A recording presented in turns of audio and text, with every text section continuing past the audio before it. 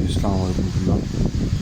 अब हमारा जो अगला हरफ है वो है हा। हा जो है बड़ा ही ख़ूबसूरत लफ्ज़ है। तो सबसे पहले हम इसका जो साइज़ देख लेते हैं कि इसका साइज़ क्या है। सबसे पहले हमारे पास इसके ऊपर जो है वो 5 कत की ये लाइन होनी है, ठीक है।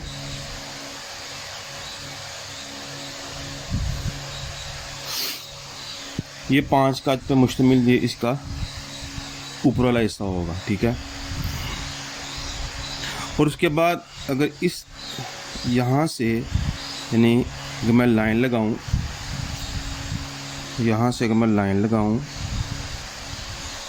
और इधर से नीचे से हम तकरीबन ये 7 कत के करीब लगाएंगे। 1 2 3 4 5 6 और 7, तकरीबन 7.5 के करीब जो है ना वो इसकी लफ्ज़ की टोटल लंबाई बनती है। तो इब्तिदा जो है ये गौर कीजिएगा, इसमें इब्तिदा का बड़ा अहम किरदार है कि आपने जब हा को बनाना है तो इसकी इब्तिदा कैसे होनी चाहिए। कुछ जो ख़तातीन है वो क्या करते हैं, पहले इस हिस्से को बनाकर उसके बाद दोबारा फिर इस हिस्से को बनाते हैं, ठीक है। कुछ पहले ये वाला हिस्सा बनाते हैं, उसके बाद फिर इसके जोड़ते हैं। असल मकसद ये होता है कि आपको जिस तरह इजी लगे, जिस तरह आसान लगे, आप उस लफ्ज़ को बना सकते हैं। इसमें कोई कैद नहीं है पहले ये लिखें बाद में ये लिखें, ठीक है। मैं भी जब ये लफ्ज़ लिखता हूँ तो मैं भी ऐसे ही लिखता हूँ, पहले ऊपर वाला हिस्सा स्टार्ट करता हूँ। अच्छा, स्टार्ट करने के लिए सबसे पहले आपने ये सीधी लाइन नहीं लगानी, सीधी लाइन नहीं लगाएंगे हम। यानी कुछ क्या करते हैं, ये ऐसी सीधी लाइन लगा लेते हैं तो फिर आगे से ये वाला जो हिस्सा होता है वो मिलता ही नहीं है, इनका गुलाई आती नहीं यहाँ पर ना, ये बड़ी खूबसूरत सी गुलाई होती है, ये आती नहीं है। इसका आप ज़रा ख़ास ख्याल रखिएगा। इसके लिए हमने यहाँ से इब्तिदा के वक्त ये हमारा नुक्ता आगाज़ है, इधर से ही हमने क्या करना है, हल्की सी गुलाई बना के रखनी है और सीधा ले जाकर आगे तक जब हम पहुँचेंगे तो ये मामूली सा नीचे आना चाहिए।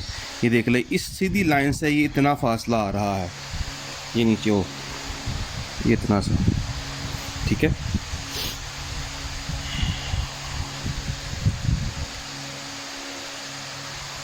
उसके बाद अगला स्टेप क्या है, अगला स्टेप ये है, इसका अंदर वाला हिस्सा वो 2 कत पे मुश्तमिल होगा। ये है 2 कत, ठीक है। अब यहाँ से इसको हम जोड़ेंगे इसके साथ और 2 कत के करीब इसको ये मैं लेके आया। ये लफ्ज़ थोड़ा सा मुश्किल है, लेकिन यूँ समझ लीजिए कि ख़त्ते नस्तलीक हो, ख़त्ते सुलुस हो, ख़त्ते मतलब दीवानी, कोई भी ख़त हो, उसमें सबसे खूबसूरत यही लफ्ज़ है। अब इस हरफ को बनाने के लिए ये हरकत भी ज़रा गौर से देख लीजिए, ये हरकत कैसे बनेगी। इसमें देखें, ये एक लहर आई है, एक लहरा रहा है लफ्ज़, इसको आपने सीधा नहीं रखना। इसमें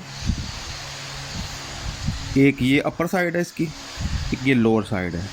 ये देखें, आपने इसमें गौर किया होगा, इसमें ये हल्का सा जिगजैग बन रहा है, तो इस बात का आपने ख्याल रखना। ऊपर से भी आपने ये नोक बनानी है और एंड से भी इसी नोक को आपने बरकरार रखना है।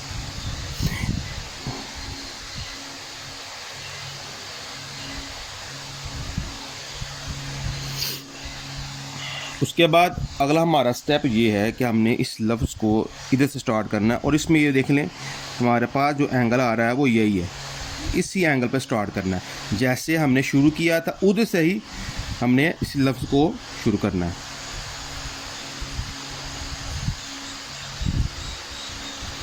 तो ये देखिए,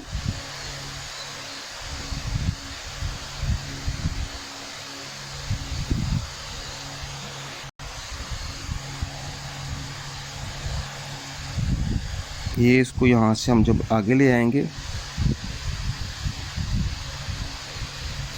तो ये इसके जब सामने आ जाएगा, बिल्कुल इसके बराबर जब आ जाएगा ना ये वाला हिस्सा, उसके बाद हमने इसकी गुलाई नीचे की तरफ करनी है।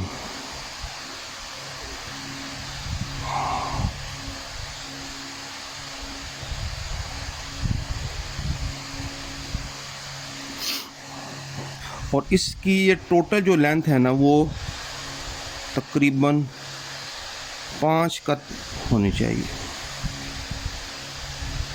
ठीक है, ये टोटल जो लेंथ है वो 5 कत होनी चाहिए। इसकी जब बराबर आ जाएगा तो यहाँ पर हमने रोक कर अब ये वाला हिस्सा इसको अब कंप्लीट करना है। ये जो जॉइंट है इसके लिए जब हमने यहाँ पर रोकना तो कलम को लाजमन आपने रोकना है। जब भी आपने ये वाला हिस्सा जब बनाना है ना तो यहाँ से जब आपने इसको मूव किया तो यहाँ पे ला के आपने रोक देना है। उसके बाद अलहदा पकड़ ये अब यहाँ से आपने इस कलम को पेन को सीधा रखना है, यहाँ पर टेढ़ा नहीं रखना। टेढ़ा रखेंगे तो ये गलत बन जाएगा। यहाँ पे आकर आपने कलम को पेन को सीधा रखना है और ये वाला हिस्सा ये ऐसे बन जाएगा। यानी ये आप गौर कर लें, ये हिस्सा इसमें ये गुलाई आई है, इसमें ये वाली गुलाई और ये वाला हिस्सा और ये वाला हिस्सा, ये काबले को हो रहा है। ठीक है, अब यहाँ पर देखिए आप, ये हिस्सा भी बारीक बना है, ये हिस्सा भी बारीक बना है। ठीक है, ये मोटा बना है। ये यहाँ पर ये फुल कट इस्तेमाल हुआ है, फुल जो है वो कट जो है वो कलम का इस्तेमाल हुआ है। इधर भी फुल कट इस्तेमाल हुआ है, इधर जो है मिड पॉइंट इस्तेमाल हुआ है हमारा। ठीक है, तो जहाँ जहाँ पर मिड पॉइंट इस्तेमाल हुआ है आपने उसको वैसे ही रखना है। ठीक है, और जहाँ पर मोटा हुआ है, यानी ये देखिए ये वाला हिस्सा, ये वाला हिस्सा, ये वाला हिस्सा, ये वाला हिस्सा, इसमें पूरा कट मुकम्मल अपनी पूरी पैमाइश के साथ इस्तेमाल हुआ है। और उसके बाद एक कट यहाँ पे आ जाएगा, एक कट नीचे आ जाएगा, 2 कट यहाँ पे, ये फासला रखना आपने, तकरीबन 2 कट यहाँ का फासला रखना, और एक कट जो है वो इसके अंदर आना चाहिए, इतना फासला होना चाहिए इसमें।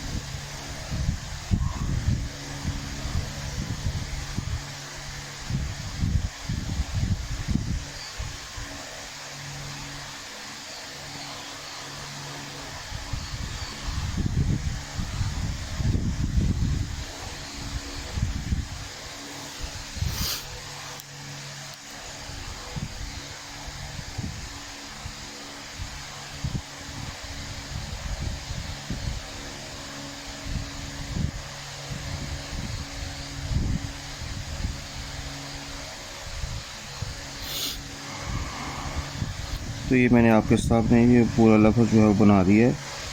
ये ऊपर 5 कट होने चाहिए। ठीक है, ये फासला जाकर टोटल लेंथ जो है लफ्ज़ की ये तकरीबन 7 कट होने चाहिए। अगर 7.5 कट भी हो जाए तो कोई प्रॉब्लम नहीं है। दरमियान में उसके बाद ये वाला साइज़ 2 कट पे मुश्तमिल होना चाहिए। तो ये देखें, कोर्स में बात नोट करें, ये बस अगर ये इसके अंदर भी रह जाए, इसके बिल्कुल बराबर में भी आ जाए तब भी ठीक है, थोड़ा बहुत बाहर भी चला जाए कोई प्रॉब्लम नहीं है। लफ्ज़ बस खूबसूरत होना चाहिए।